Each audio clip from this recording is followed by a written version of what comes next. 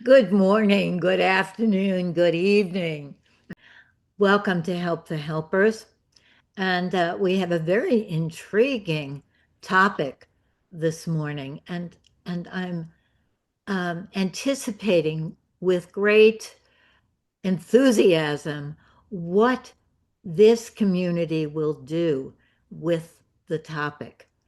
Because usually when this is spoken about, it doesn't go very deep or very far. And I think in our way of talking about it, there's so much to it, talking and not talking. When this was first brought up in our committee, and I forget who brought it up, and I thought, talking and not talking? I don't know about that. And now I recognize that everything is in this topic. When I was thinking about it, I was thinking about all that I've learned about talking and not talking in these 8 years that I've been very involved with group life, and seeing how group life can be rich and coordinated.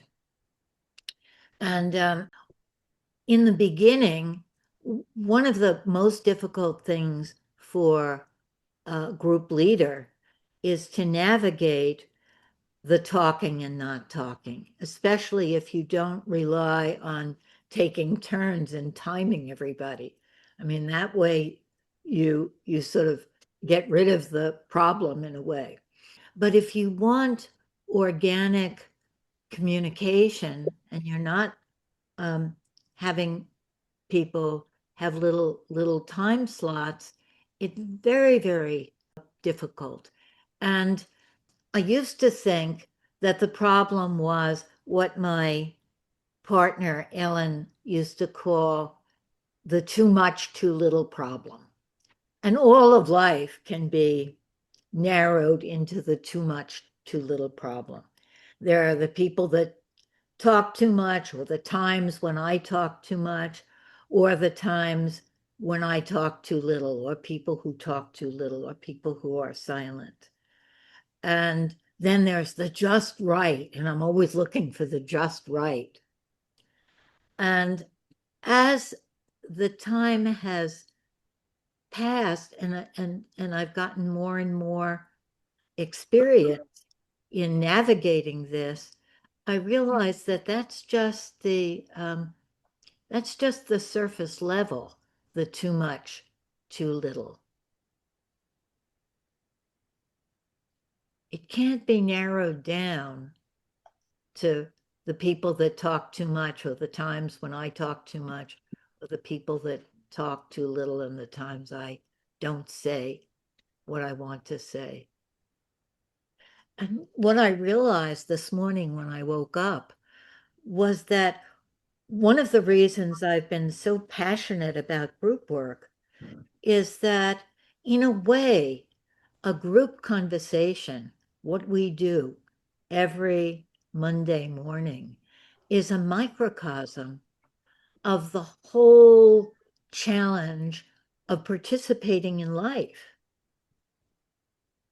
We are born into this group, and we're born with a voice, and we develop all the ways that we want to participate in this life. And then how do we do it? It's so complicated to participate in life.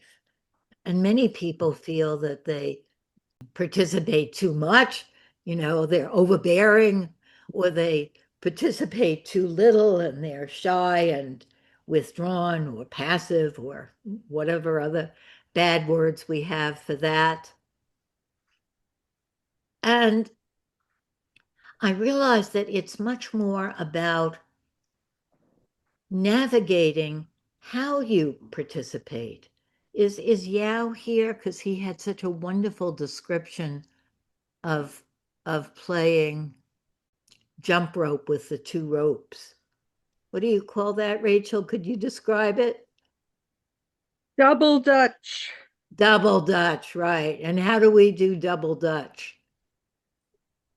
Double Dutch, anybody? Know that we It's have two ropes yes, we have two ropes, and they're and you both have to going. right, Choo, and you choo, have choo, to choo. hop in and have exactly the right rhythm Yeah. to make it go. Or the other image I have is that it's like crossing the street in Hanoi. I don't know if um, uh, Palenka knows about streets like that, and Sashi in that those parts of the world, the traffic is all coming, and you have no idea how to get across the street. And it seems like there's just absolutely no order to it, and you're risking your life.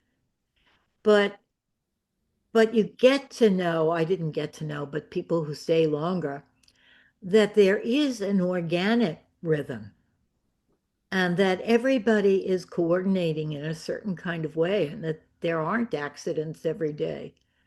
And that's sort of how it is when you participate in a group. It's so complicated to know how to come in, to know how to get across the street, how to get out of the street, how to stop speaking. And what I've realized recently in our Forge group has realized, and probably all of you help the helpers realize, one of the most anxious making experiences in the world is to say something and then nobody responds. It's like you put your heart out there, like writing a love letter to someone you have a crush on, and then there's no response. And you feel like, oh, am I invisible? Did I not say it right? Maybe I don't have the right thing to say. Maybe, um, maybe I don't count. Maybe people don't like me. I shouldn't have said it. And we're risking a lot to put ourselves out. And that's the same way in life, right? When you take a risk to have your voice and to share your voice, to contribute your own unique voice. It's very scary, and most of us struggle with that all our lives. How do we coordinate with the whole great big everything?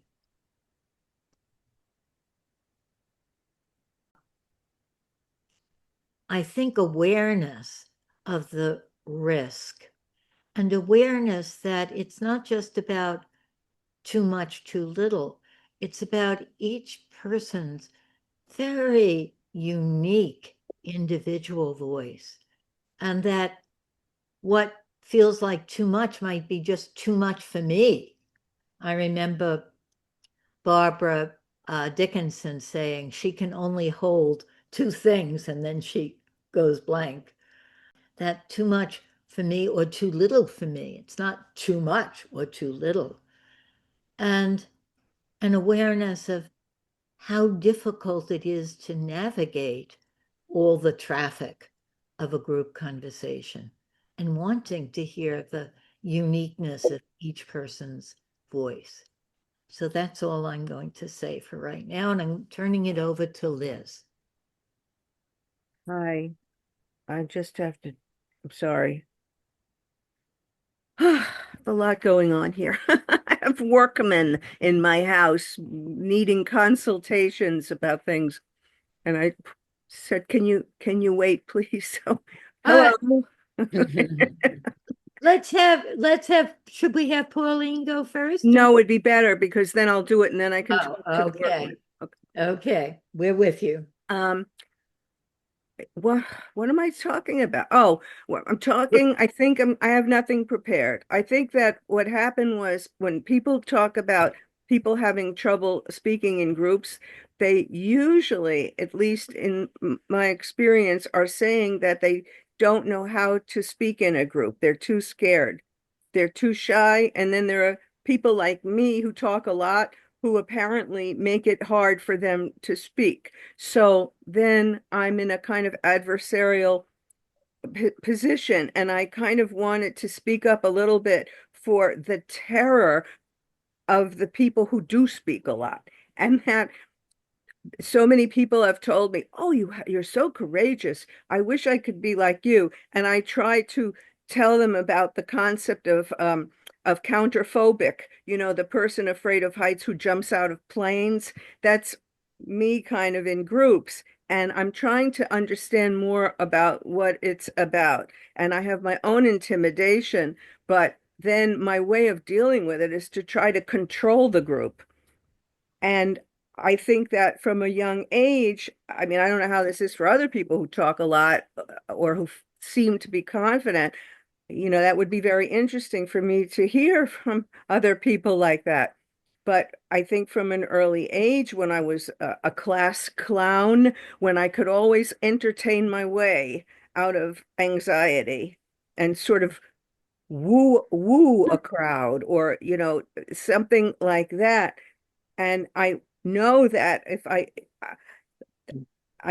I can be too much in a sense of I know this and I know that, but I also know that I have an ability to entertain and to to kind of do it with some humor and to bring some life into a group. And um so that's very addictive, you know. But then there was the other part that Lynn has spoken about, which is that I kind of jump out of the plane and then I think, oh my God, I'm falling out of the sky.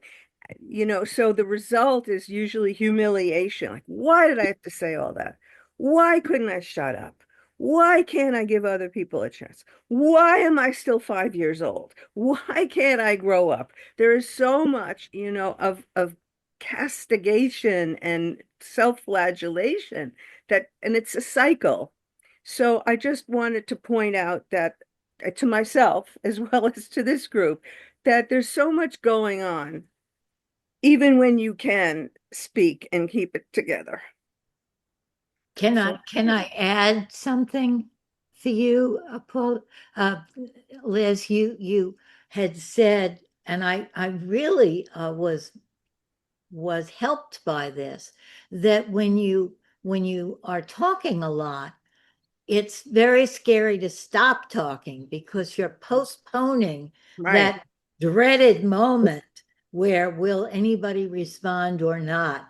This is the moment um, where I could get forgotten or blamed or humiliated or something. And so it's that same thing in a way. Absolutely. The the daring to talk and the daring to stop talking and to recognize that's enough. I've said it, But it's like postponing the moment when they stick a needle in you or something. That's exactly what it is.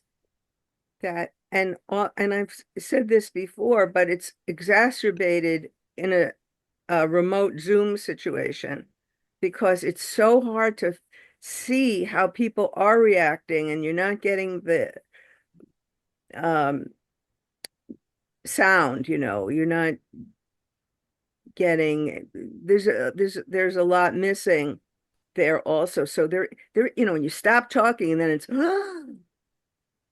what are they thinking? And oh my God, you're right. I'm just saying what you're saying. You want to put off the verdict. It's like a lawyer giving the summation. And so, ladies and gentlemen, and then you stop. And it's like, now they're Right, going to deliberate right, and right, pass judgment on you. right, right. Okay, but they can't right now because we're going to hear Pauline. Are you ready? I'm ready to jump in, and I'm Right. ready to address the second part, and that kind of would be to soothe Liz's wondering what's going to happen next. So it's kind of when it's not reflected, or when someone isn't seen after they speak. So it's a real easy segue for me then to use that to give back to you, because in doing that, then I'm connected to you, Liz. You know, it's almost like maybe that's my comfort in talking, not talking, because it connects me to you, because you've the last one that has spoken. And it would equally feel as disjointed of me not to respond to that, because we know each other and we've sort of prepared this, and, you know, so there's a context, you know. Whereas if I was in a concert or in a debating thing and I didn't know you, it would be like, well, why is she talking to me, or why is she picking me out? Because it's soothing. It soothes me, and hopefully that it kind of like maybe adds to that resonance of kind of humanity. You know, I'm hoping that would give something back to you, especially on what you have said. You know, it was like the to entertain or anxiety. It just felt a lot of risk that you were taking on our behalf. You know, so I just wanted to send some of that care back. You know, it's like, yeah, well, I'm not one of those that's judging you, you know. So now that I have launched off, like, what the fuck am I going to say? So just when I was sitting here, it's kind of around identity, and I recognized that I don't know Stefan or Ella or Giorgetta, Panos, Claire, Rachel, or Hendren. These are new people to me. So it's like, if I could console myself, or in some way soothe myself and say, well, I know this group, I don't know half of the people.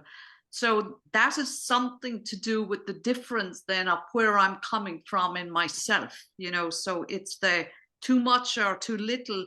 It's like, well, that's then something of abandoning myself to the unknown or to the other, you know. So I've decided that I'm not going to do that to myself. And my understanding of that comes from Brené Brown's work around the daring to lead or vulnerability. So when we're vulnerable, or that when we're vulnerable, at least we can own that my value here is not up for negotiation. I'll hold on to that for myself, you know, that, and I believe that my worth and my value comes from some spiritual dimension in me. I can't increase it or devalue it. And when I'm too much or too little, it's the ego's having a little rant for itself, you know, until I gain back control and get centered in my, whatever that is. I mean, we're really good as a community for metaphors, and some of them are fresh and new, but it's the experience of holding on to that. And I think Jen Lynn really does a really good job in kind of bringing us back to the steps, you know. But that's for another, you know, kind of, that's the technicalities. It's more the potential of staying present and trusting that. And it feels like sometimes like improvisation in a jazz sense. It's like, well, whatever's coming, and that's the resonance, that's the group, or that's the field, you know. It doesn't matter about the English words. It's almost like talking, non-talking. Sure, it needs words, and language needs words, but it's more than that. It's something more intelligent than that. And yet it's not my intelligence. But I don't disown it either, because it's me that's doing making the noise. It's me that's doing it. So I am actually owning it. But it can be some sort of a pleasure at this stage now. It's not as difficult. And I'm in part really, I'm grateful for this community that has healed an awful lot of those wobbles. I thought maybe if I clicked it. I got to get in there. I can't see it from standing up. So lots of love to Bob and Nancy. and it's kind of, again, it's relationship and the field of that. So I think for now it really is just leaving it that. But yeah, it's just that sense of pleasure and safety that I have begun to trust, and it's such a pleasure. Thank you. Thank you, Pauline. And Rachel.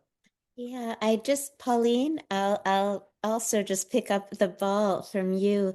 I love that you said um, that your value can neither be increased nor decreased from a spiritual place, like that's a belief. And I love that. I want to put that on my mirror along with something that Nancy I had given us that in force that I printed out and have on my mirror. But I just love that. Our value can neither be increased or decreased.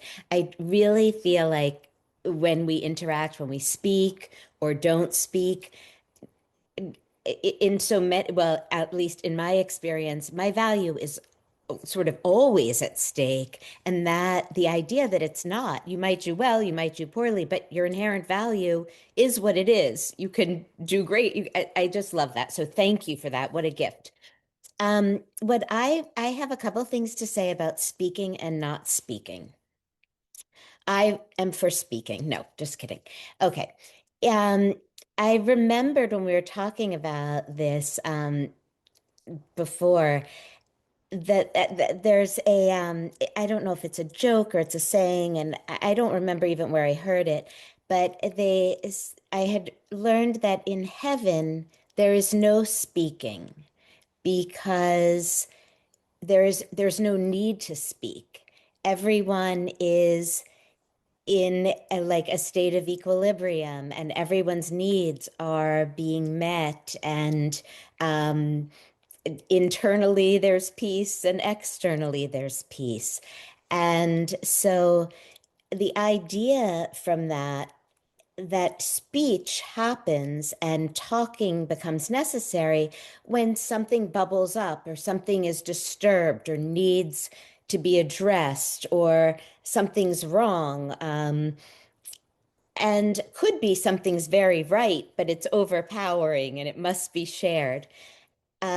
So there, that's sort of one thing. I have three things basically that I want to share. So just that idea of what is speaking? Why do we speak? Why do we need to speak to one another?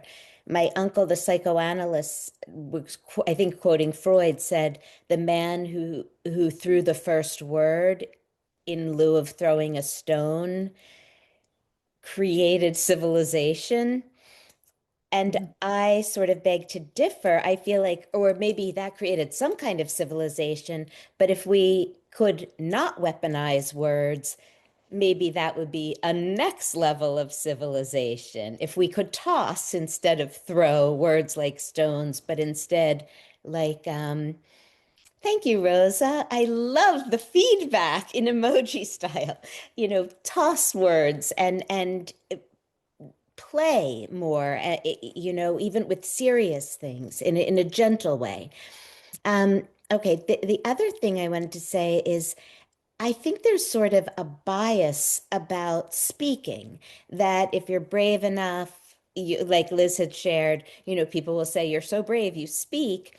But I'm very curious about people who tend not to speak.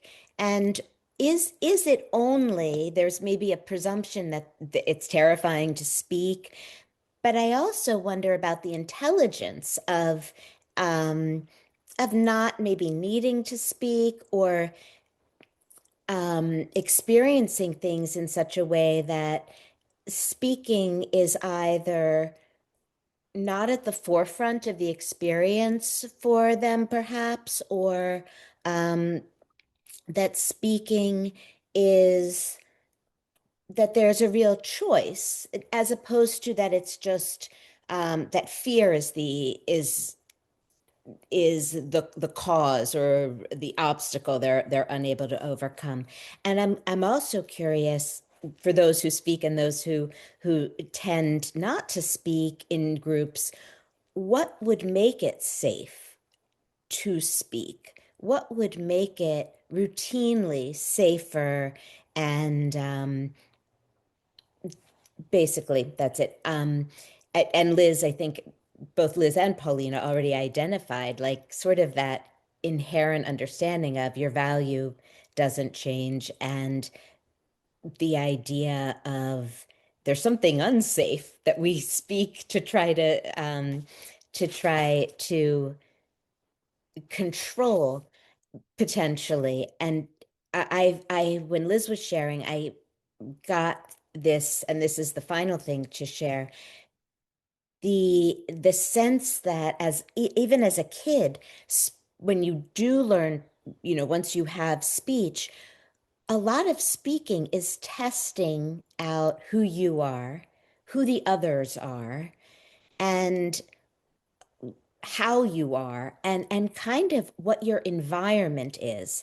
And when that's not necessarily clear or safe or structured in some kind of organic way, when there's a fearfulness about maybe an alcoholic parent or depressed parent or what's going on between the parents, I think I really experienced a kind of anxiety where I would pull the attention to myself, not necessarily because I so wanted the attention on myself, but because I was terrified if the attention wasn't on myself, would my parents have anything to say? Would my father blow up about something? Would somebody start crying?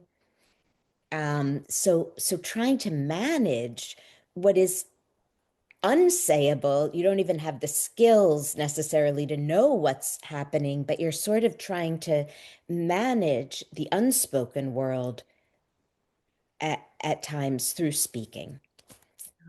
Thank you. That's it. Thank you, Rachel. And now we have Jim, who is not going to speak. Well, that's not exactly true. I am going to speak, but I'm going to speak on behalf of not speaking. Um, I'm the spokesperson for the right to remain silent, or for those people who don't speak, and which is, Lynn might say, a form of leadership, but I wouldn't. Anyway, as a person who is often silent and often doesn't say things, I had to write something so I would know that when I finished a sentence, I'd have another sentence to put after it. But now, of course, when I hear what everybody else have to say, I want to junk it and just speak, or I want to rewrite it and come back next week. But just the short form of what I want to say is that silence, just like speaking, is a form of communication. And we tend to think that words, because they're saying something or saying something, but silence is also saying something. And one thing I might say if I were silent now is I just had breakfast and there's food in my mouth. So my silence is saying, not saying I don't want to talk to you. I'm saying I don't want to talk to you with food in my mouth. Anyhow, I'm going to read to you now what I wrote yesterday, and maybe it's true today as well. So, why communicate something? First, a little theory. See, this is how I approach things. First, a little theory. There's an explicit part of the communication and what I'll call for now the other parts, or you can call it maybe the implicit part of a communication. The explicit part is informational. It can usually be said relatively easily. Yes, no, I agree.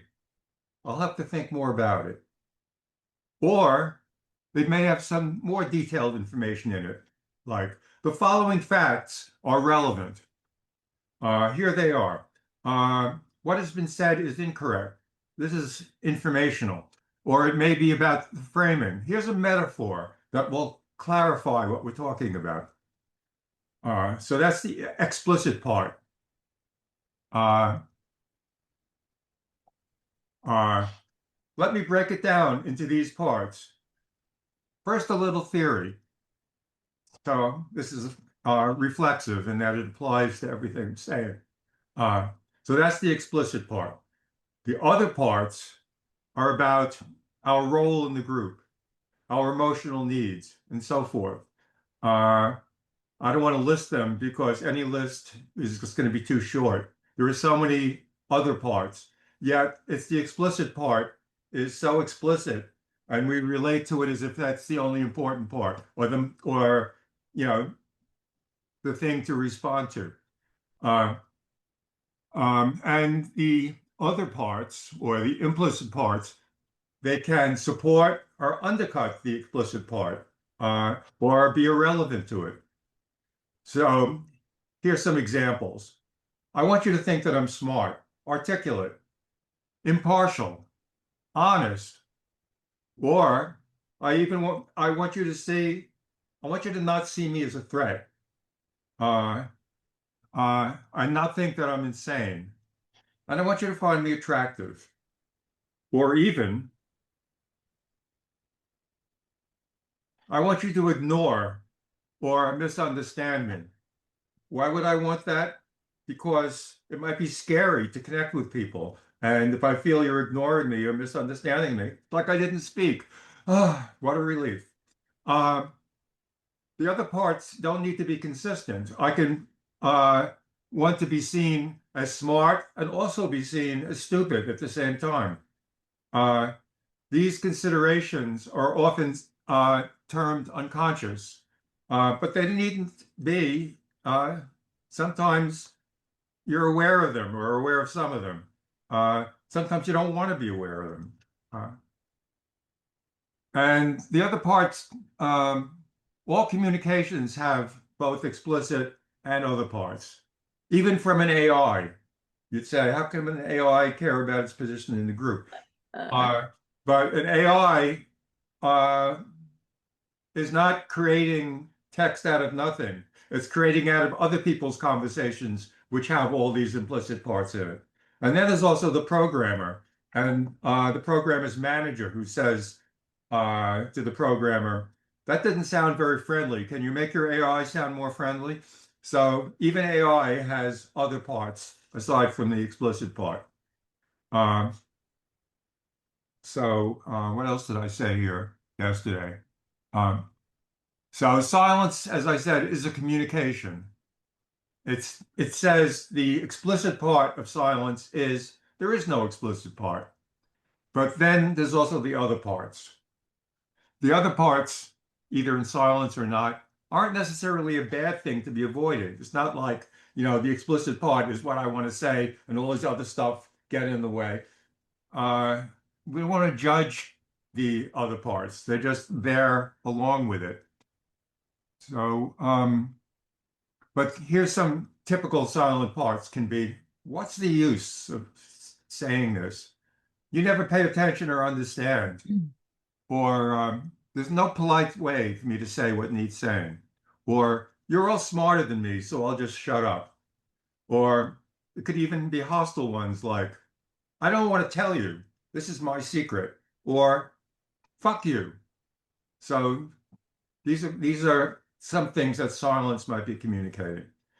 And if I want to use Lynn's metaphor of a communication be throwing the ball and the other person catching it, silence can be, I have no ball to throw, or I'm too weak to throw, can't reach you, or I don't know how to throw. I throw like a girl. Pardon the expression. Or it could be, you don't know how to catch. Or you're not looking at me, so I'll wait until you turn my way. Or you never look at me, so you won't notice I'm throwing. Or I'm going to take my ball and go home. Or I'd like to throw this ball at your head, so I'm saving your life by not throwing. So anyway, that's what I wrote yesterday. And maybe some of it is still true today. Oh, I love that all those implicit parts of the conversation, along with the explicit where you're aiming, and all the other stuff. Wow. We have a rich table of ingredients here to talk about. And so maybe we need a minute to take it in. So let's just give ourselves that pause to take in all that has been said.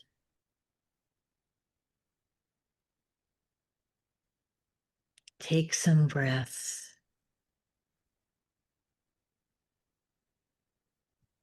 Takes that minute to remember what struck you. What did you feel like, oh, yes.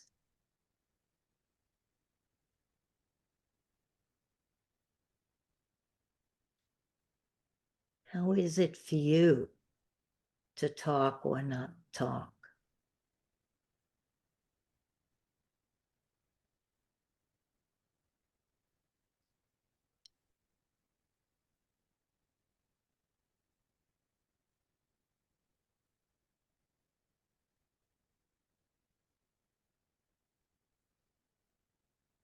There's so much that's said beyond the words that are said, that's here with us. And I just want to mention that Rosa's dad has died. And I want that to be held with us in the speaking and not speaking, and that awareness of Rosa's dad and Rosa in this. And there are so many other things that we're holding, not necessarily have been said, but they're in the group. They're being said through other ways other than explicit speech.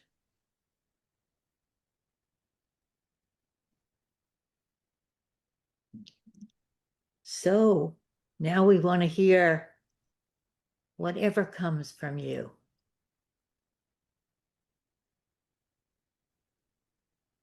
Sashi.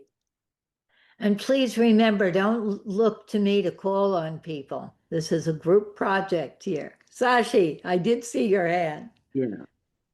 For all the time that we've been meeting, I've never seen anybody getting out of this square of civilized talk in our group. There hasn't been any tirades or any wars or any how we have maintained our civility for all this time. It's remarkable to me that I just wanted to, and even this topic of talking or not talking is, I have appreciated the thinking that has gone behind it. Thank you to all of you who spoke. Yeah.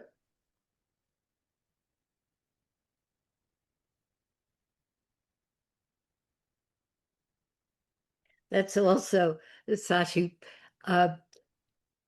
very particular, because some people would say, what? There have been moments then that have been very uncivilized. And what's civilized for one person might not be civilized for another person. So we all have very different senses of what's to be said, what can be said, how to say it.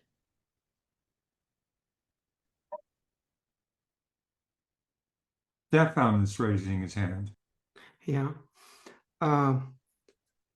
Well, I can maybe start with a metaphor from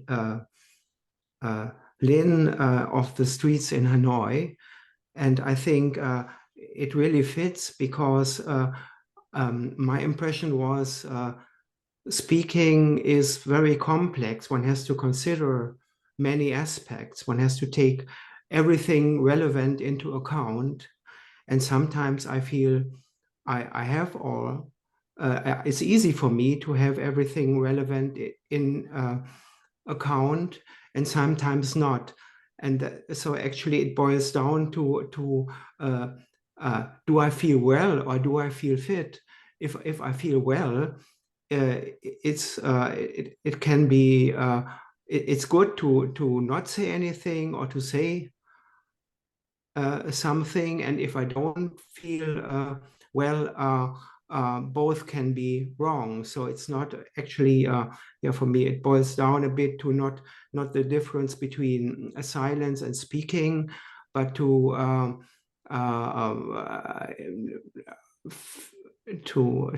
feel well or not well. I don't know whether that's understandable. Yes, that it's very different when you're feeling well and at ease and when you're not feeling well. Yes, a different kind of speaking. It is a different, Stefan. I can, connect with what you said, because I feel, it's so different when I feel my values in myself. I feel okay. And sometimes when I don't, I think, oh, I'm speaking to try to find my value, that maybe I feel better, connect, with people, and sometimes I can feel like a fool. So it can feel so dicey. But I just had the thought that maybe, at least for me, it's not so important whether I feel, good, you did a good job. You didn't make a fool of yourself, or you didn't speak too much. Maybe that's just one little thing. And it's not that if I speak when I'm not feeling well, maybe that's okay. That's another kind of being human. That I just got that thought, and it made me feel a little wider and bigger, that maybe I don't have to be correct, or I hope you understand what I'm saying, but can't think anymore. But that was what came up for me with what you said.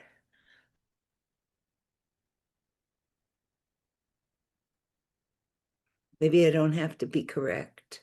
That was such a good example, Susan, of the saying it, and then it's like, oh, did I say it? Can I stop? Are they understanding me? Yeah. That is so much a part of our experiencing in group and in life. I felt I petered out. There was no nice round finish, but a sort of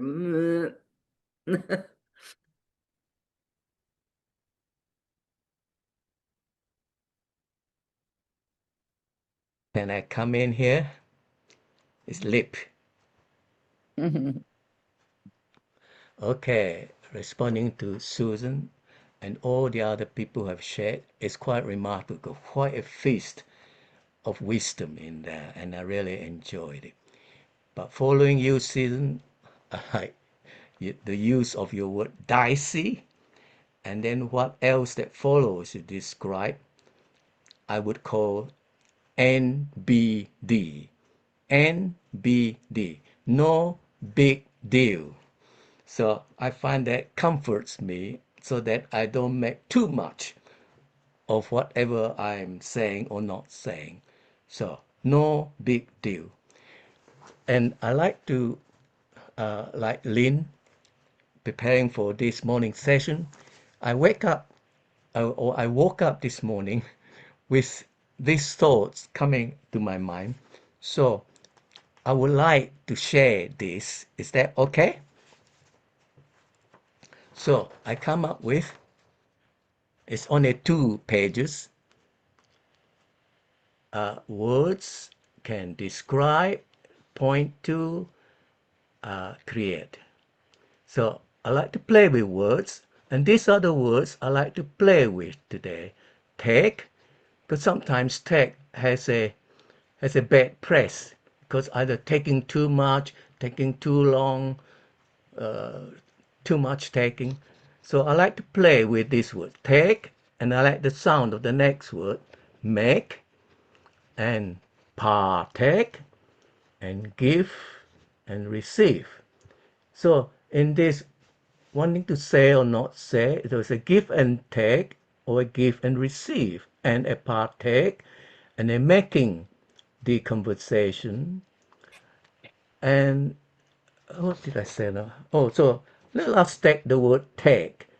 So in my sharing with you here, take can have a good sounding to it, because to take means you are invoking your agency as an alive human being.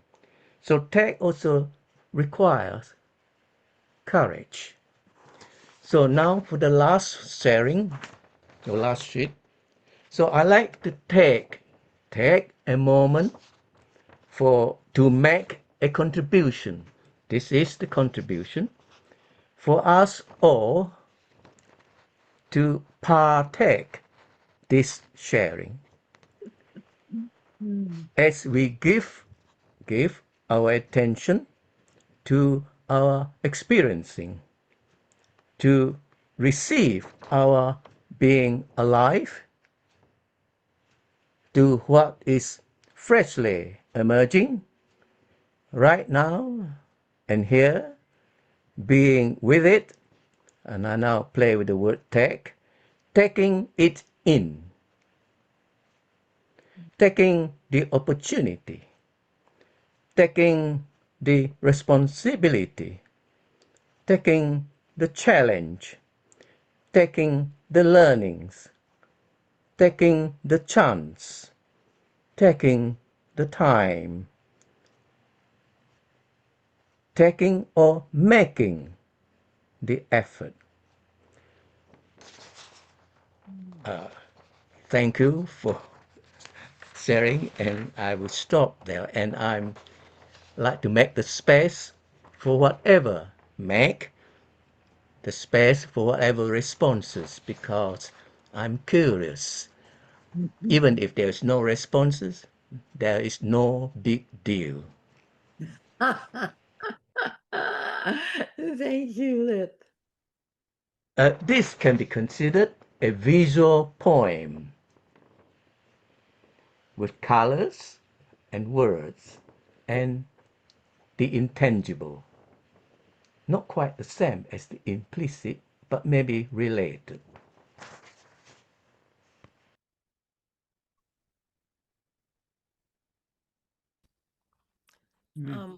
Lip, I love the polarity between um, wanting to be seen or showing and sharing yourself and sharing your wisdom, and then saying you could respond, but if you don't respond, it's no big deal. I think I heard that right. Did I hear that right? Um, and I don't know, I just relate to that because there's so much of me that wants to be seen and heard. It's like I can feel this energy coming out of me around that. And then like this sea of people that you might not know. You just might not know how you're being responded to. Sometimes you get a response, but sometimes you don't. And then the challenge for me is what I do with that. Do I go to that place of many of you were talking about that Pauline introduced, the inherent value? And that's the place that I want to put out there more and more. And I think I'll, like Rachel, put a little sign on my mirror too. I like that a lot. And then one other thought I wanted to just introduce. I'd love at some point to be able to have conversations with people about um, where their confidence, how they develop their confidence. Like Lynn, you have such confidence when you speak, and your words just come and they flow. And Rosa, and like, I'm so curious about that because coming from a place where it took me a long time to have comfort in speaking, and then also this other piece of not not trusting the words are going to come, just not trusting that it's in there. And it is in there, but where that space between all of these ideas you have in your head, and then what happens when they don't come out? It just, that's another curiosity to me. Okay. I want to say, Dorothy, that there's something about that trusting life, because as Jean says, it has to come. We don't know if the words are going to come, and it's kind of this always this trust in life that it will come if we take the chance to speak. I love what you said. Thank you. And so my response, Lynn, is how do you develop that trust? How do you nurture that trust? How do you check that trust? Well, I think this community is such a good instance of the kind of play that life is, of participating in this incredible game of the universe, of the finding our way of coordinating with each other and finding, trusting together that it will come. Every time we have a program like this that depends not on a, one speaker who's going to make something, but we're all going to make it together. It's a trust that in life, and I think it just comes with practice. I'm seeing Rosa's hand. It's okay, Rosa, that you can share with us. Thank you. Who said that? I'm curious. Gosha. Zosha, thank you. Yeah, so first of all, thank you so much for the various messages about my dad. And this is very connected because my dad was somebody who hurled words instead of weapons. So when you were talking about that, Rachel, I related to that very much. And part of what I say in my tribute is that he had two parts in him, at least. Of course, we all have many, but his name is Armando Francisco Subizarreta, and he told me once that, but he usually just spelled it Armando F. Subizarreta. He abbreviated the F, and he told me once when I was talking with him about how we speak and all that kind of stuff. He told me that Armand comes from the French and it means warrior. So there's the warrior side in him, and how Francisco, he really related it to St. Francis of Assisi. And so he mentioned how there is also a peaceful side in him, which we didn't always get to see. But the thing I wanted to say about developing confidence, it's like, oh my goodness, I stuttered really badly as a child. And so it was really painful to speak in public. And yet I remember being at college in Oberlin College, and just, we'd have these assemblies and we'd have these wonderful speakers, and then afterwards people would speak. And it was the scariest thing in the world. And I was not going to risk it, except for at some point in the conversation, it felt like there was something I needed to say and nobody else was saying it. And so it was this like, I really think of it as one of my earliest experiences with the felt sense, because it just felt like there was this thing in me that was pushing up. And if I didn't say it needed to be said is what it felt like. It was like a part of the conversation that needed to be said. And so I would start to speak and I would start to stutter, and I would force myself to keep going until I got whatever it was that I needed to say out. And it was a very painful and traumatic experience, but over time, I think I learned to kind of stay with my felt sense a little bit more, and to take some breaths, and to to kind of, yeah, to just kind of lean on whatever it was that needed to be said until it was said. And I don't stutter so much anymore, except that I do when I'm really anxious, right? And in groups where I don't feel safe and things like that. So safety in speaking was another theme that came up, and how we all want to be seen and heard, and how it's so important, right? To, I think, honor that part of us. And at the same time, people talking about the developing the place in us that doesn't care how it lands, that just knows that, you know, our worth does not depend on how it lands. So all of that, I just wanted to echo a little bit, and to end with saying that, you know, someone said there isn't a lot of conflict here, and there is or there isn't or whatever, but just how much, you know, LYNN's helping people feel seen and heard when people say vulnerable things is, I just want to underline that as a thing that is, I'm a facilitator as well. And so that's one of the things that I think really helps a group function well. And it can be not so obvious, right? Because we're not controlling anything. We're not, you know, even in LYNN's way, where it's a very fluid who speaks when, but still that ability to make sure that people feel seen and heard when they say vulnerable things, I think, is just really crucial for the rich experience we have here. So thank you, LYNN, and thank you, everyone. Good. Can I say something too? Like here, thank you, Rosa.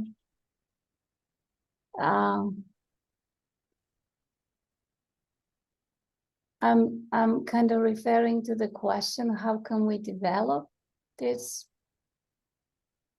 And I was also taking a walk in the morning, and I asked myself a question: what stops me from speaking? And I feel so enriched with what all of you were sharing.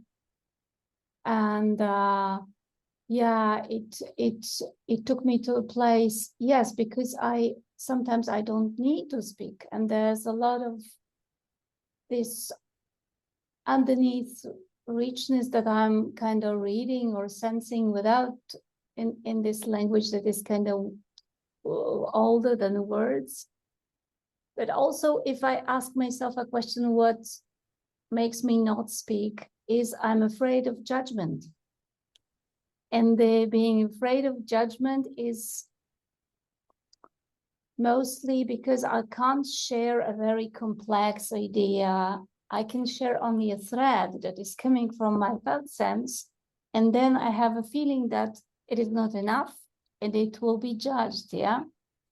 So I thought, so what to do then with that? And then the response came that if I will not be judging what I'm hearing, that this will be the beginning. But I am judging because even if on the head level and my will level, I'm not judging, some of judgment is in my body and I can feel it. I'm listening to somebody speaking and my stomach is shrinking or something is constricting in me. So what my recipe for developing it more open, for not be afraid of being judged by not judging, is just that I'm able to notice that, oh, now it's constricted. Now my body is kind of against of what I'm hearing. And then being able to, you know, to kind of hold it. Because I do believe that words are helping us to meet the other in a way. That's my share there.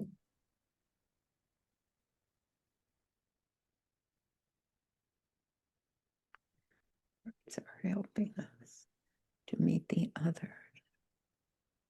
Beautiful. Yeah. I think that's very profound for me, what you said, Gosha, about noticing the judging that happens in myself. And to take Lip's idea of NBG, it's no big deal that I'm judging all the time. Some little part of me is judging all the time. So what? You know, and so what that everybody's judging everything all the time? It doesn't mean that that's the bottom line. That's just the noise outside or something like that. That's the spirit that you were speaking in, Gosha.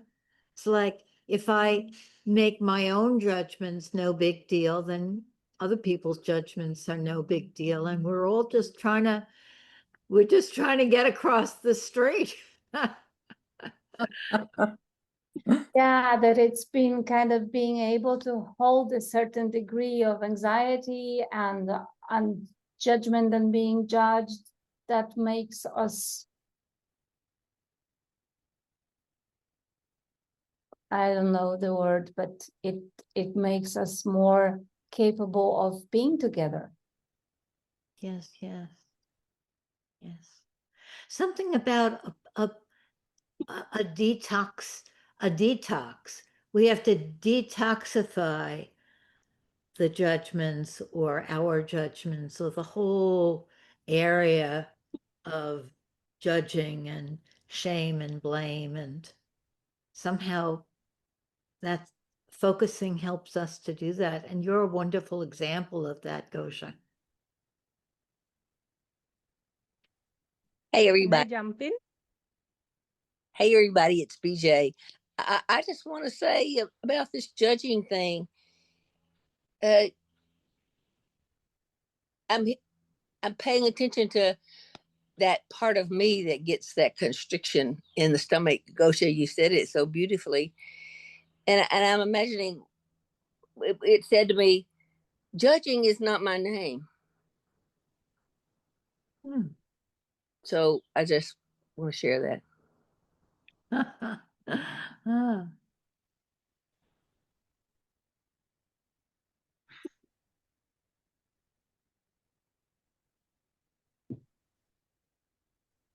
I see a hand. Rachel.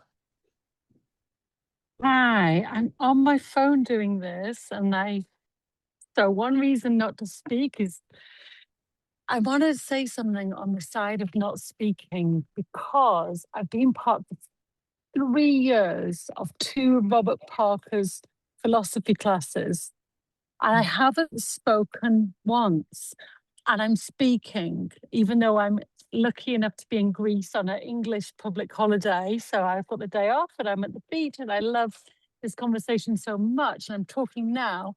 So I'm someone who likes speaking, even though it's not always easy. And I love what Liz said. But it's been fascinating to be part of 2 groups, like 6 hours a week. And I never speak. I never go so I can speak. I never arrange so I can be in person. And the reason is, well, there's some reasons: tech issues, time of day issues, how many hours you can spend on a laptop issues. But when they're talking about Gemlin's philosophy, it's so, I have no question. It's like if I can just stay in that group and keep listening to the conversation, which I appreciate because other people are speaking to have the conversation. And often their actual question isn't the question, but I get a feel for the whole thing and it lets me understand something, but I can't articulate it and I can't make a question, and it's not just intellectual. And so I'm just speaking up now on the side of sometimes you don't speak because you don't have anything particular to add, despite loving all speaking. So that can be there. It's been a strange experience to learn that in me. So thank you. Thank you, Rachel. For me, a lot of speaking is a feeling of safety. So when I've been to a group repeatedly,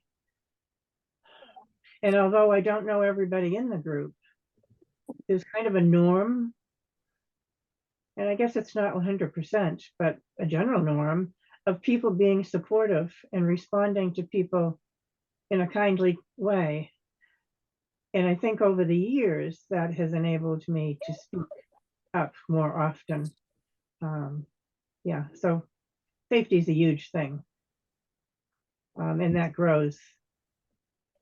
Thank you so much, Nancy. It reminds me that that we're always building a culture together, what you call a norm, and that it's something always in process, and that each time someone speaks, they're contributing not only to the subject or to the moment, but they're contributing to that culture, to that norm.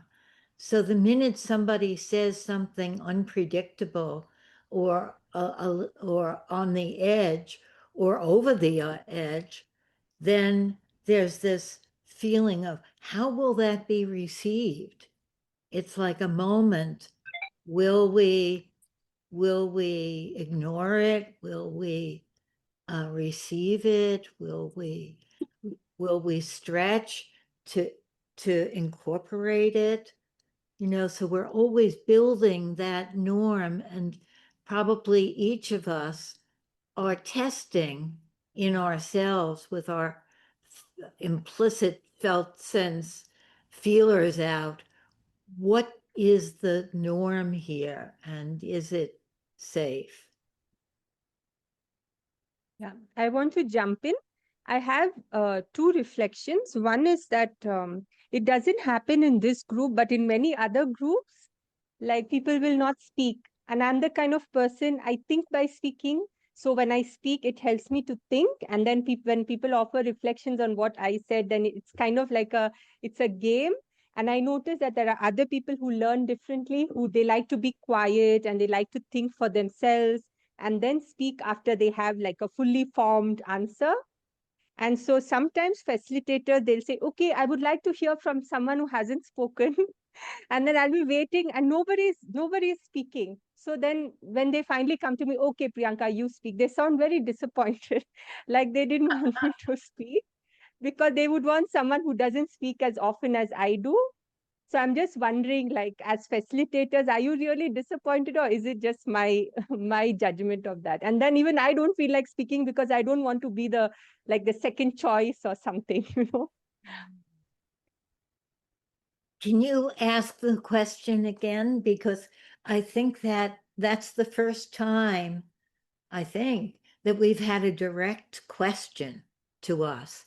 And I've noticed that there isn't really room to go into our breakout rooms because this is happening here, so we won't interrupt it. And now we have a direct question to us. Say the question again. Yeah, so some facilitators will try to encourage people, unlike me, who don't like to speak, hey, I would love to hear from someone who hasn't spoken. And then nobody speaks. So then I raise my hand up again because I want to say something. And then the facilitator, my judgment is that they seem disappointed that they're coming to me or you again kind of thing. So then next time I don't offer to speak because I don't want to be like the second choice or something. So I'm wondering, as facilitators, how is it for you? Is it clear, my question? That's a wonderful question. So you're speaking on behalf of the speakers, and then when everybody wants the quiet ones to speak, then it feels like, well, you're second choice. Oh, we get to hear from you anytime. What do we think about that? I don't think Priyanka would ever be my second choice. I think I love to hear you speak. My favorite kind of group is when I facilitate is if I can see the people in a therapy group in individual session during the week, or if it's a class, you know, I get to see the folks in class other than when we're on Zoom doing a group. So it gives me kind of like I can know how people are doing. And I'm a facilitator that I will call on the quiet ones. And in life, I'm one of the quiet ones because I'm always a little bit creative when I'm hearing people talk. And then I like to speak more at the end with like something that's like a felt sense or some idea that I came up with.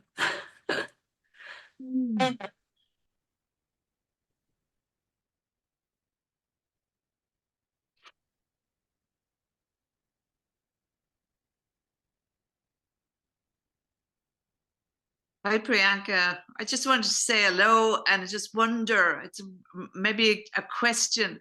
Well, it's a question. Do you realize what you contributed? It was just so warm and friendly and I saw a recognition in it. So it was a bit of fun, you know. So thank you.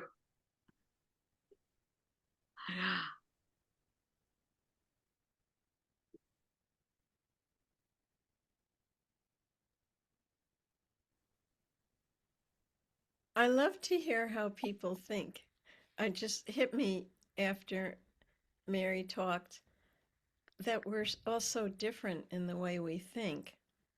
And that's very exciting to me. It makes me feel like that I could be accepted too for the way I think. So that's a really good feeling. Lip has had their hand up. Thank you for noticing, Rachel. So first I respond to Priyanka.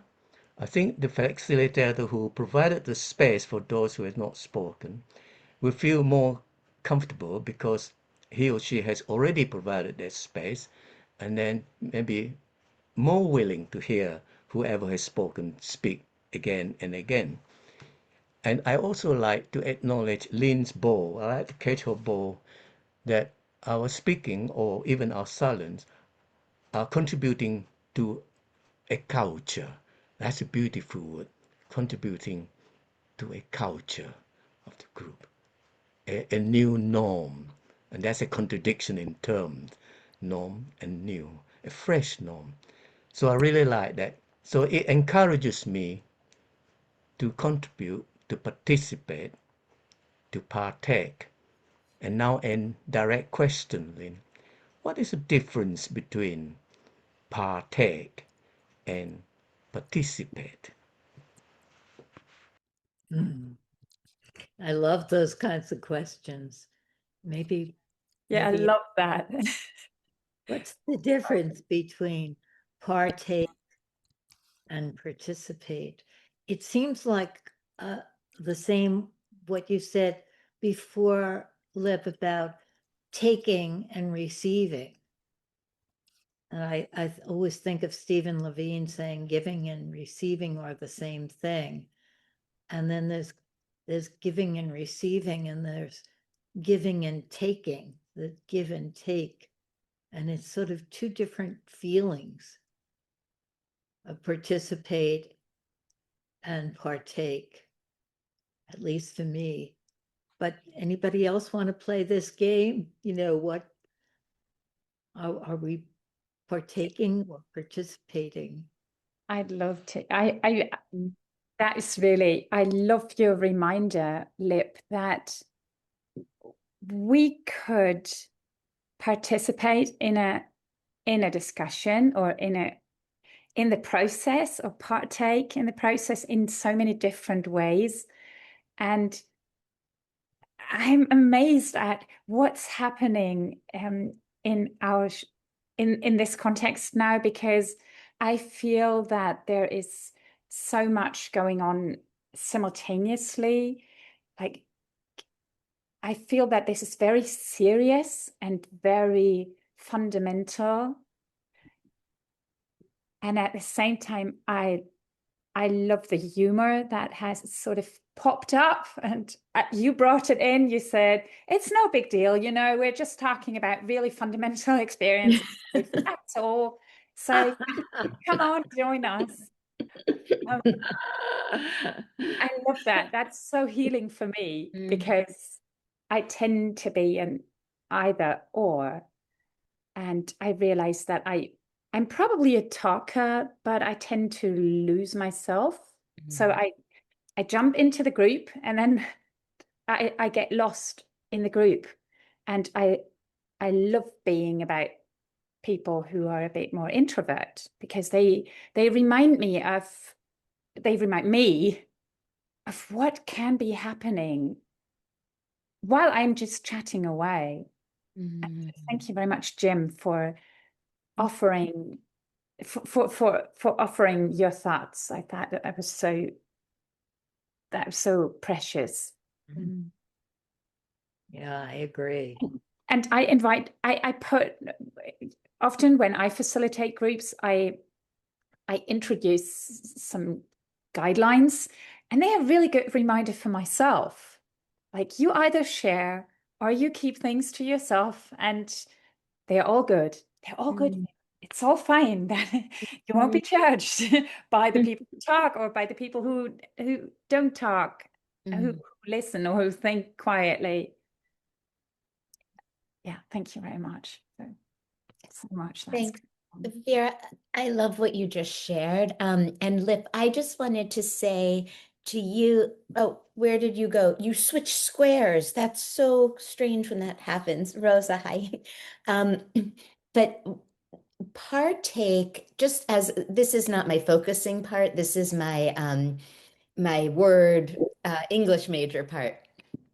To me, if you're partaking in something, if someone is serving a meal and you're a guest and you go and you enjoy and you sit at the table and are involved maybe in conversation, you're maybe more partaking. But if you bring a dessert or a dish, or you get up to clear, or you sort of step in and host, you see somebody's water glass isn't full, and you pour the pitcher, to me, that's more participating. It's almost like on a dial, like of partaking, and then if you keep kind of turning the dial more, it can become participating. Because I'm from the dial generation, not from the Alexa, louder generation. So anyway, thank you. Thank you for that, Rachel. That's a good discernment. And I would like to say from my from the perspective of partaking, why I point out partaking, because it seems that we need to have an active, more active, engaged agency to really partake in it, to really receive what life is giving us so that we can participate. So what is coming out now is partake to participate. So when we really partake, we can then give and participate. I love your anchoring into the T's. Those seem like the cheering section for the people out in the sea sailing or something. Partake comes to me like something with And a T. D is a Yeah. junction, a meeting, a Yes. confrontation, a connecting. D, horizontal, vertical. That's Yes. it. No big deal. Yeah. Thank you. Lynn, I'm going to take a risk here, if I may. I just, it was so interesting when Rachel said that. That whole thing of what do we want a word to mean? I kind of see it exactly the opposite, right? Like for me, everybody uses participate all the time, so it doesn't mean so much. But partake, I don't know, like it feels more something like more communal, or I don't know. But it's just so funny. But the difference I wanted to bring up with you, Lynn, is I so appreciate what you're doing here, right? This very advanced, not having turns, not having, and you called it earlier organic communication. And I just want to speak up a little bit for, with a little bit of fear in me, but I want to speak up a little bit for the value that it can have in the world out there when we have something like 5-minute turns in a group where people are not focusers and people are not, don't know each other so well already and like that, like, or 5 minutes is a long time, so it would have to be a small group, but like 3 minutes or whatever. And so it's not as organic, but it can create a real sense of safety sometimes when people know when it's their turn to speak and when it's not their turn to speak. And, back when it was really scary for me to be in groups, I loved the circle process because I loved knowing when was it going to be my turn. And then when it was my turn, I could speak. And when it wasn't my turn, I could not speak. And there are times and places in our lives where that kind of structure can be really helpful for us, or at least I experienced it as really helpful for me during a significant chunk of my life. So for me, it's really a both and, the organic forms and the non-organic forms both have their value, and it just really depends on when. And since it has to do with speaking and not speaking and all that, I did want to bring it up. Thank you. Rosa, could I ask you? Rosa. Oh, I'm sorry, Lynn. You wanted to respond? I wanted to Yeah, respond but to Rose too. well, did you go first and then I'll go second? Well, Rose, I think you started saying that you were risking something. Yes, I did. And so then you went into the content, which was explicit. And I'm focused now on what was your risk? Well, I'm saying that there's a different way to do it than the way that LYNN does it and the way that LYNN loves doing it and the way that LYNN is a master at doing it, right? So So you just like, brought up a huge thing that we don't, have time for, which is a group with a leader yeah. and how gigantic that is, and how there are leaders who don't really like to see themselves as a leader or an authority, but there's an authority in the room often. And Well, I think LYNN is a interesting. wonderful leader. I just happen to have a different I perspective know, but yeah. than she does on one little thing. And so it was taking a risk to bring that up. Thank you. LYNN is a Rosa, wonderful Rosa, leader. it sounds like it's a preference. It's a preference. You have one preference for whatever. Yeah, it sounds like that.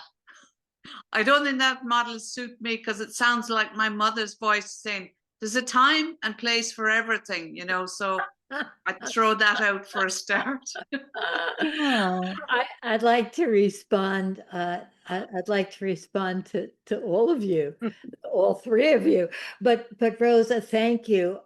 I think I'm studying very hard that it's the thrust of my life in a way to be a good leader. So thank you when you say I am a good leader. I'm a good leader and not a good leader. I see I grow all the time there. But one of the things that I know about being a good leader is to cultivate the experience of people challenging you, because that's where the growth of the community comes. If everybody is intimidated, oh, I can't say that, LYNN won't like it, or I'm going to hurt LYNN's feelings. That's like a bad thing, right? When you have a leader who you have to pay attention to their fragility, that becomes very constraining. So for me, a good leader is someone that cultivates relational freedom.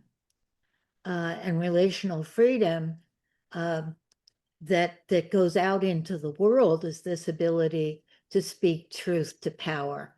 And I want to say to Liz, I know that a leader has a lot of power, and maybe I'm studying that also in the form of idealization. And to be a leader that uses your power to empower the group is what we're really aiming for there. And Pauline, when you say it's a preference, I think that for me,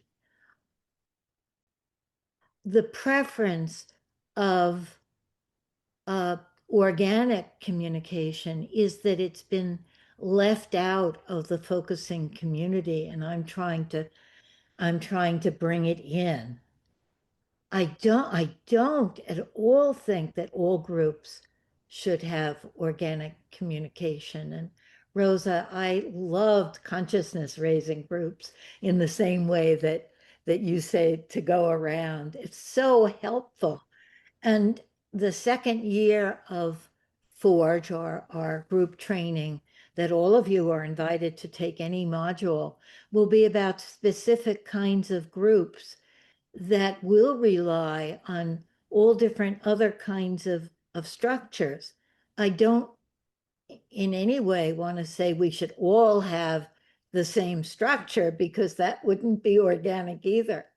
And there are many different kinds of structures for different kinds of groups. So Rosa, I appreciate your preference for structure in certain situations, and think that it's really important. Rachel does work with couples that are divorcing and finding agreements and negotiating. If you had just organic communication in that kind of situation, you'd have chaos. So it really needs to depend on the situation, but I so appreciate how this community has grown in our more Hanoi type of traffic, rather than the kind of traffic where you pay attention to each stop sign or wait sign.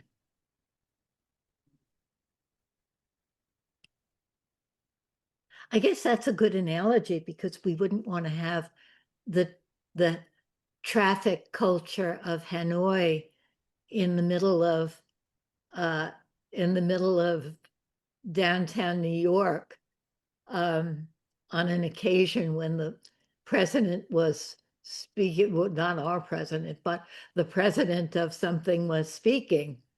So I'm going to shut up, and we're going to have our poem. And I just want to express my deep appreciation and enjoyment of this discussion. I want to find out if you can hear me, if you could let me know, because I know, thank you, Liz, has pointed out to me. Okay, good. I'll try. This is a beautiful poem by Maya Angelou, and many of you may be familiar, a very well-loved American poet. Still I rise. You may write me down in history with your bitter, twisted lies. You may trod me in the very dirt, but still, like dust, I'll rise. Does my sassiness upset you? Why are you beset with gloom? 'Cause I walk like I've got oil wells pumping in my living room.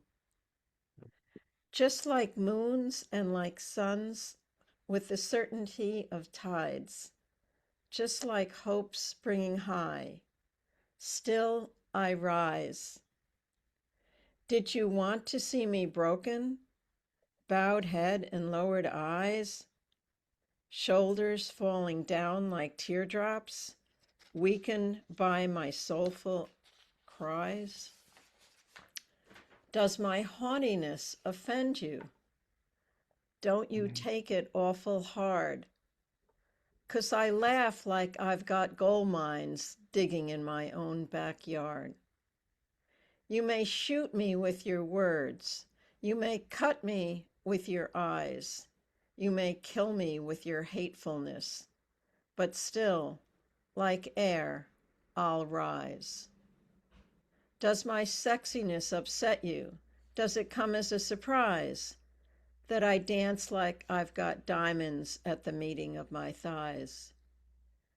Out of the huts of history's shame, I rise. Up from a past that's rooted in pain, I rise. I'm a black ocean, heaping and wide, leaping and wide. Welling and swelling, I bear in the tide. Leaving behind nights of terror and fear, I rise. Into a daybreak that's wondrously clear, I rise. Bringing the gifts that my ancestors gave, I am the dream and the hope of the slave. I rise, I rise, I rise. Wow. Wow. Wow. Yes. And we are rising as a community. Thank you so much. See you next time, everybody. I'd love a copy of that poem.